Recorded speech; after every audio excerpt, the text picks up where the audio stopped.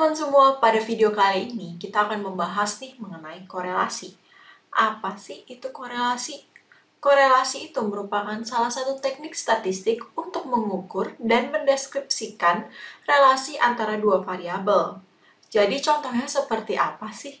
Contohnya itu kayak kita mau melihat nih, apakah ada hubungan antara pendapatan orang tua dan kecerdasan anak?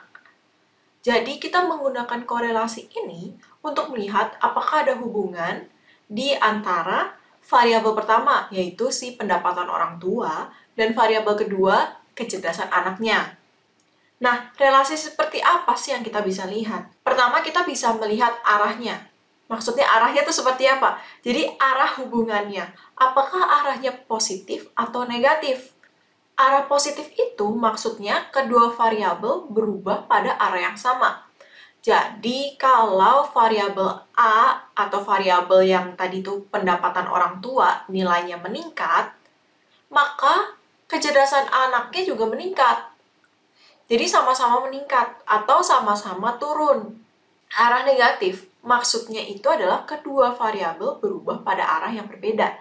Jadi kalau variabel A atau yang tadi itu pendapatan orang tua nilainya meningkat, maka variabel B atau variabel kecerdasan anaknya itu nilainya turun malahan. Begitu juga sebaliknya. Kalau variabel si kecerdasan anaknya itu nilainya naik, artinya variabel pendapatan orang tua itu turun. Jadi kebalik gitu arahnya ya teman-teman. Lalu, kita bisa lihat juga bentuk dari relasi itu digambarkan dengan garis lurus. Contohnya pada grafik ini, di mana relasi itu kita bisa gambarkan garis di tengah adanya nilai-nilai nih, yang titik-titik ini adalah nilai-nilai kita yang dapat gitu. Kayak kalau misalkan pendapatnya 100.000, maka kecerdasannya misalkan 100 IQ-nya. Misalkan seperti itu. Lalu, dalam uji korelasi, kita juga bisa melihat kekuatan dari sebuah relasi itu. Maksudnya gimana sih? Jadi, nilai korelasi itu berkisar dari min 1 sampai 1. Di mana semakin mendekati nilai 1, artinya semakin kuat, atau hubungannya semakin kuat. Nilai 1 itu maksudnya nilai 1 atau min 1 ya teman-teman. Ini semakin kuat. Sedangkan nilai plus atau minnya itu ngomongin tentang arah yang tadi kita udah ngomongin, arah positif atau negatif. Nah, maksudnya gimana sih yang kuat atau yang nggak kuat tuh kayak gimana? Nah, kita bisa ngelihat nih, di grafik-grafik ini ada beberapa contoh. Korelasi yang kuat itu yang berbentuk seperti garis. Ini nih contoh yang kalau yang grafik yang A atau yang pertama yang paling kiri ini, itu yang paling kuat tuh. Dia membentuk benar-benar garis lurus. Nah, ini biasa kita bilang kalau korelasinya nilainya 1. Sedangkan kalau yang kedua, ini kan kita bisa ngeliat ya, kalau dia titik-titik-titik-titik, tapi menyerupai garis lurus. Nah, ini korelasinya itu pasti mendekati 1. Kalau misalkan satu lagi nih, grafik yang satunya lagi, ini datanya kan nggak jelas arahnya kemana. Dan dia jadi kalau kita lingkarin nih, bentuknya lingkaran, nggak berbentuk seperti garis lurus.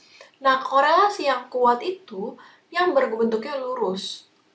Jadi, bentuknya itu menyerupai dengan garis. Sebenarnya, untuk melihat korelasi itu tuh ada beberapa teknik yang bisa gunakan. Yang pertama itu ada yang namanya Pearson, Spearman, point bizarial, p-coefficient. Nah, kapan sih kita gunakan teknik-teknik ini?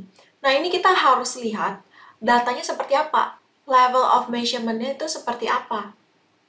Nah, mungkin teman-teman bisa cari tahu lebih lanjut lagi ya mengenai korelasi non-parametrik. Kalau yang di sini tuh yang disebutin yang korelasi non-parametrik itu adalah Spearman, point bizarial, dan p-coefficient. Nah, untuk uji statistik parametrik, korelasi itu biasanya kita gunakan namanya teknik Pearson. Nah, gimana sih cara ngelakuin uji hipotesa menggunakan korelasi?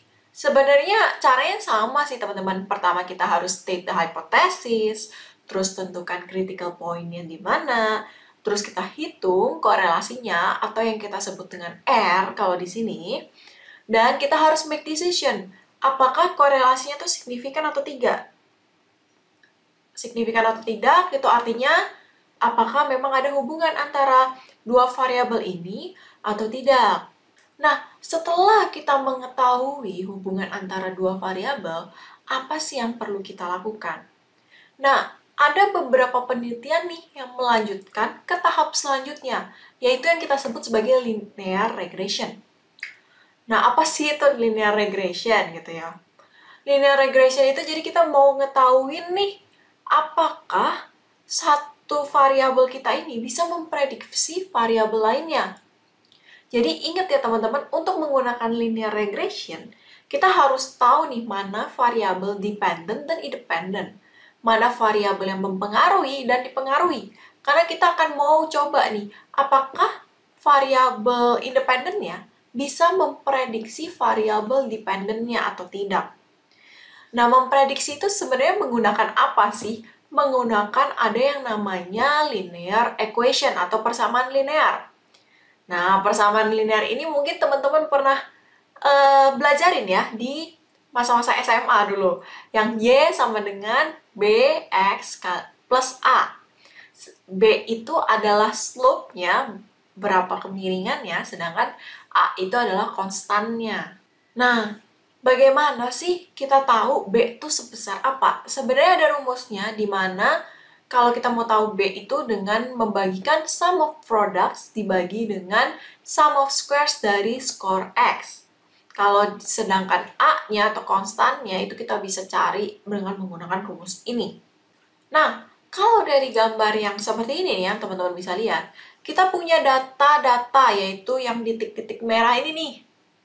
Nah, garis ini, kita kasih garis ini merupakan garis regresi yang kita temukan dari perhitungan kita nih. Nah, kita tulis garis regresi itu dengan menggunakan Y aksen. Ini maksudnya adalah Y yang kita prediksi nilainya dari yang kalau kita udah ketahuin X-nya.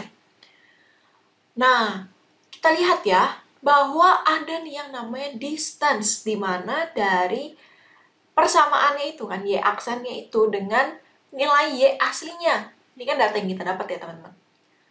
Nah, distance ini atau jarak ini antara garis dan titik ini, itu kita sebut sebagai error.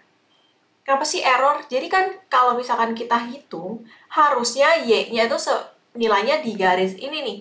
Tapi ternyata data yang kita dapat, Y-nya itu tidak seperti yang kita cari gitu dengan persamaan. Nah, ini ada yang namanya error, karena nggak sama nih dengan penelitian dengan realitanya. Nah, makanya itu, semakin jauh jaraknya ini atau distance-nya ini antara Y aksen dengan nilai Y, berarti semakin besar error yang kita buat nih kalau kita menggunakan persamaan ini nih. Nah, makanya itu kenapa kita perlu melakukan uji hipotesa tentang si persamaan ini.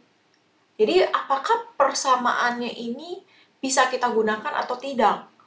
Maksudnya bisa kita gunakan, kalau misalkan errornya terlalu besar, artinya kan persamaan kita, kalau kita mau memprediksi menggunakan persamaan kita, errornya besar, berarti kan kita akan membuat kesalahan yang sangat besar.